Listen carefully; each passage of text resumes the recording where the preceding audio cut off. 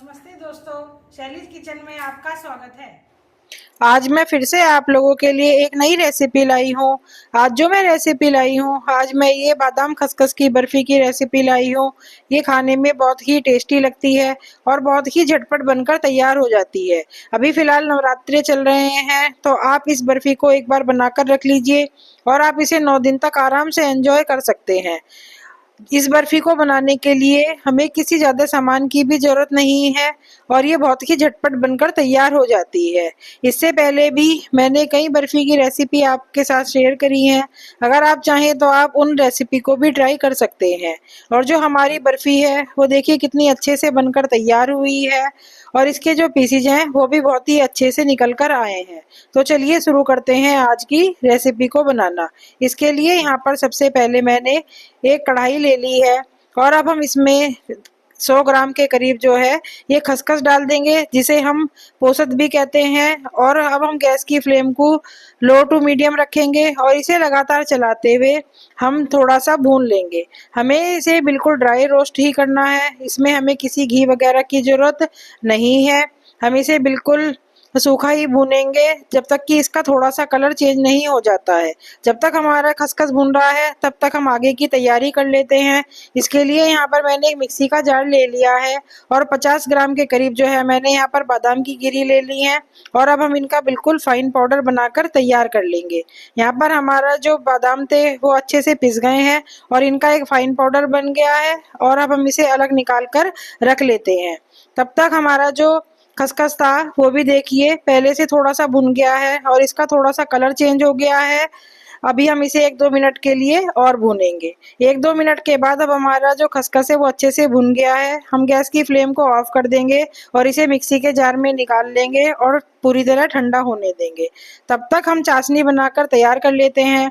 इसके लिए मैंने यहाँ एक कढ़ाई ली है और इसमें हमने 425 ग्राम के करीब जो है चीनी ली है और 200 ml के करीब हमने यहाँ पर पानी लिया है। गैस की फ्लेम हम लो टू मीडियम रखेंगे और सबसे पहले जो है हम चीनी को अच्छे से घुल जाने देंगे। हमें यहाँ पर पानी बहुत ज़्यादा नहीं डालना है, जितनी हमने चीनी ली है उसका आधा ही हम यहाँ पर पानी डालेंगे।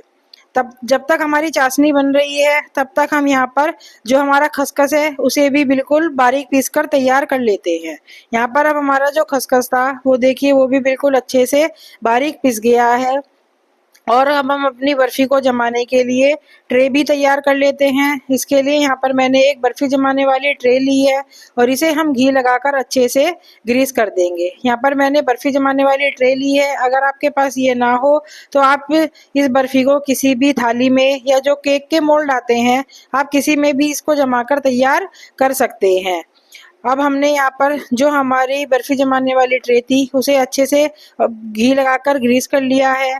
तब तक हमारी जो चीनी थी वो भी देखिए मेल्ट होना स्टार्ट हो गई है, लेकिन ये अभी अच्छे से मेल्ट नहीं हुई है। अभी हम इसे थोड़ी देर के लिए और कुक करेंगे ताकि ये अच्छे से मेल्ट हो जाए।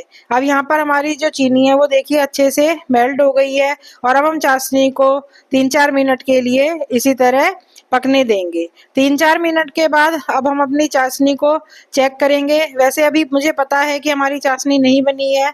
हम इसकी जो 1-2 ड्रॉप हैं वो किसी कटोरी में पानी लेकर डालेंगे। अभी हमारी जो चाशनी है वो बिल्कुल कटोरी में जाते ही फैल रही है, इसका मतलब हमारी चाशनी नहीं बनी है। थोड़ी देर बाद हम दोबारी बार चेक करेंगे। देखिए हमने जैसे ही 1 ड्रॉप डाली अभी भी हमारी चाशनी फैल रही है, इसका मतलब हमारी जो चाशनी है वो अभी तैयार नहीं हुई है।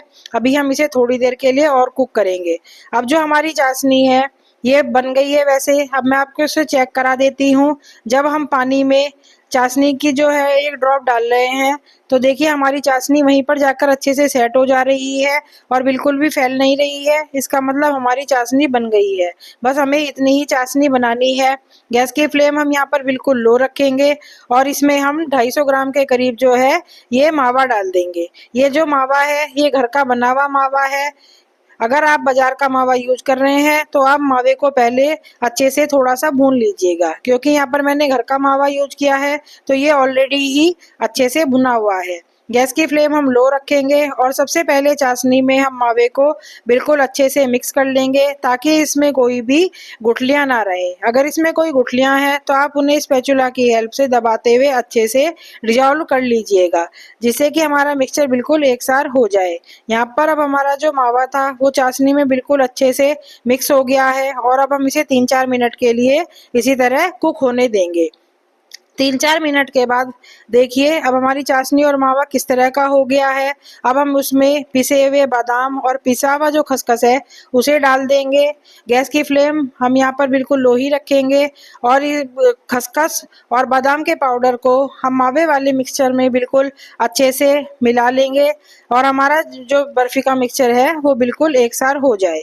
यहाँ पर अब जो हमारे बर्फी का मिक्सचर था वो देखिए बिल्कुल अच्छे से एक सार हो गया है और अब हम इसे 3-4 मिनट के लिए लगातार चलाते हुए इसी तरह कुक कर लेंगे ताकि हमारी जो बर्फी है वो बहुत ही अच्छे से जमकर तैयार हो। 3-4 मिनट हो गए हैं अब हमारी बर्फी के मिक्सचर को पकते हुए। अब हम गैस की फ्लेम ऑफ कर देंगे और इसे नीचे उतार लेंगे। नीचे उतारने के बाद अब हम इसे थोड़ा सा घोट लेंगे, जिससे कि हमारी जो बर्फी है वो बहुत ही सॉफ्ट बनेगी। ये थोड़ी सी ठंडी हो जाएगी और थोड़ी सी थिक हो जाएगी, जिससे इसे जमाने में आसानी होगी।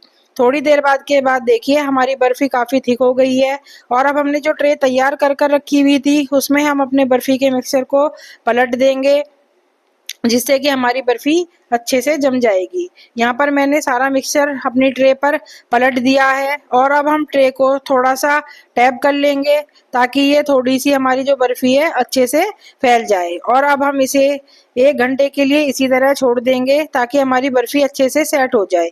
1 घंटे के बाद हमारी जो बर्फी है वो देखिए बिल्कुल अच्छे से सेट हो गई है और ये हाथों पर भी बिल्कुल भी नहीं चिपक रही है। अब हम इसके पीसेज कट कर लेंगे। पीसेज आप अपनी पसंद से थोड़े से बड़े या थोड़े से छोटे किसी भी तरह के कट कर सकते हैं और यहाँ पर जो पीसेज हैं वो मैं स्क्वायर शेप में कट कर रही हूँ, लेकिन अगर आप चाहें तो आप इन्हें डायमंड शेप में भी कट कर कर तैयार कर सकते हैं। यहाँ पर मैंने जिस तरह बाजार में मिलती है बर्फी उसी तरह से स्क्वायर पीसेज में अपनी बर्फी को कट कर लिया है और पीसेज बर्फी का जो साइज है वो भी मैंने नॉर्मल ही रखा है। काटने से ही आपको पता चल रहा होगा कि हमारी बर्फी कितनी अच्छी जमकर तैयार हुई है। अब हम ट्रे पर से एक बर्फी को अलग कर लेते हैं। यहाँ पर हमने ट्रे को पहले ही घी लगाकर अच्छे से ग्रीस किया हुआ था, तो इसलिए हमारी जो बर्फी है वो आसानी से निकल जाएगी। ये देखिए कितनी अच्छी हमारी बर्फी यहाँ पर बन गई है और बहुत ही सॉफ्ट हमारी बर्फी बनकर तैयार हुई है। अब मैं यहाँ पर आपको 1-2 पीस और निकाल कर दिखा देती हूँ कि हमारी जो बर्फी है उसे ट्रे पर से निकालने में हमें कोई भी दिक्कत नहीं होगी। ये बहुत ही आसानी से ट्रे पर से निकल जाती है और हमारी जो बर्फी है वो खाने में भी बहुत ही टेस्टी बनी है और देखने में भी हमारी बर्फी बहुत ही अच्छी लग रही है। अब हमने इसी तरह अपनी सारी बर्फी को ट्रे पर से उतार लिया है और जो हमारी बर्फी है वो बिल्कुल बनकर तैयार हो गई है और ये खाने में और देखने में बहुत ही अच्छी है। अब हम इसे एक प्लेट में सर्व कर लेते हैं। आप इस बर्फी को एक बार बनाकर 8 से 10 दिन के लिए आराम से यूज कर सकते हैं। वैसे फिलहाल अभी नवरात्रे चल रहे हैं तो आप इस बर्फी को एक बार बनाकर रख लीजिए और आप इसे पूरे 9 दिन तक आराम से एंजॉय कर सकते हैं। वैसे जब भी आपका कुछ मीठा खाने का मन करे तो आप झटपट से इस रेसिपी को बना सकते हैं और ये खाने में बहुत ही टेस्टी लगती है।